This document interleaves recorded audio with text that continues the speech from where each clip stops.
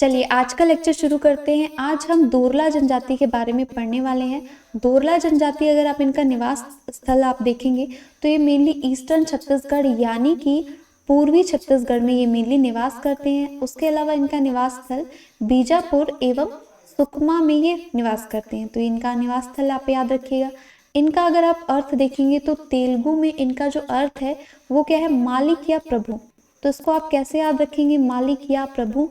तो इसको आप ऐसे याद रख सकते हैं कि जैसे मान लीजिए कोई मालिक होता है, कोई सुपीरियर पर्सन होता है, तो वो अपने नौकर को, ठीक है, काम करने वाले को क्या बोलते हैं, ये छोटू दौड़ के लेके आ, ठीक है, ऐसे। तो जैसे दौड़ला होता है ना, तो उससे आप ऐसे याद रखिएगा, दौड़ला मतलब दौड़ के ला।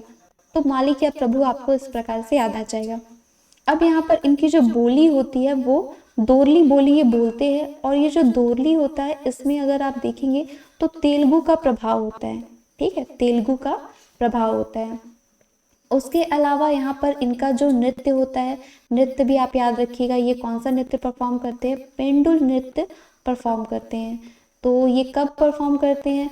अधिकतर डांस अगर आप देखेंगे तो डांस विवाह के अवसर पर ही करते हैं, और आपको पता है कि ऐसा विवाह का टाइप भी होता है, ठीक है। तो ये ऐसे करके आप याद रख सकते हैं, विवाह के अवसर पर ये पेंडुल करते हैं। इसको आप देखिए ऐसे याद रखेंगे, जैसे साइकिल की पेडल होती है ना, तो पैडल क्यों मारते हैं, मतलब आगे बढ़ने के लिए, आगे मूव करने के लिए करते हैं। उसी प्रकार से आप इसको भी याद रख सकते हैं कि दौड़ते क्यों, दौड़ते हैं मतलब आगे जाने के लिए, पैडल, साइकिल का पैडल आगे मूव करने के लिए। तो वैसे ही पैडल नृत्य कभी अगर पूछा जाए तो आप इसको इस प्रकार से बता सकते हैं।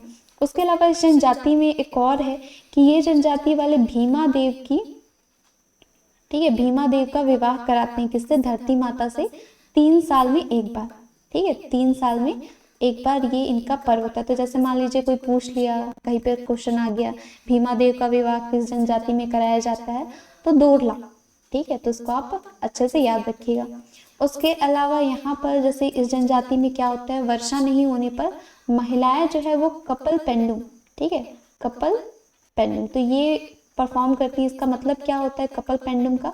इसका मतलब ये होता है कि मेढकों का विवाह, इसको मेढक विवाह भी कहा जाता है, ठीक है, मेढक विवाह। तो इसको आप याद रखिएगा, ये इसमें मेढकों का विवाह कराया जाता है, और ये किस लिए करते हैं, जब वर्षा नहीं होती है। तो आई होप सो आपको क्लियर हो गया होगा। जब हम जनजातियों के त्योहार के बारे में पढ़ेंगे तो वहाँ पर हम डिटेल से डिस्कस करेंगे।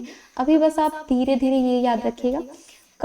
अगर जैसे फॉर एग्जाम्पल आप भूल गए कपल पेंडुम किस में होता है, तो सोच लीजिए दोरला 2 लोग, कपल में क्या होता है, 2 लोग होते हैं, अकेला कोई नहीं होता। तो ऐसे करके आप इसको याद रख सकते हैं कि कपल पेंडुम यानी कि दोरला 2 लोग, ऐसे करके आप इसको याद रखिएगा, ठीक है।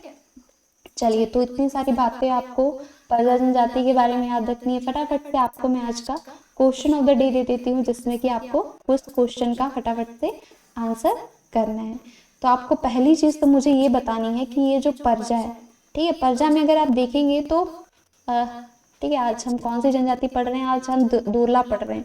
तो दोरला का आपको ये बताना है कि इसका मतलब क्या होता है, ठीक है, दोरला का मतलब क्या है, ये आप फटाफट से कमेंट सेक्शन में मुझे बताइए। उसके अलावा यहाँ पर बारिश ना होने पर जो इस जनजाति की महिलाएं हैं वो क्या करती हैं, ठीक है, क्या परफॉर्म करती हैं, मतलब किसका विवाह होता है, उसके लिए जो टर्म यूज किया वो टर्म आप फटाफट से कमेंट में लिखिए। तो इस लेक्चर में इतना ही। धन्यवाद आप सभी को।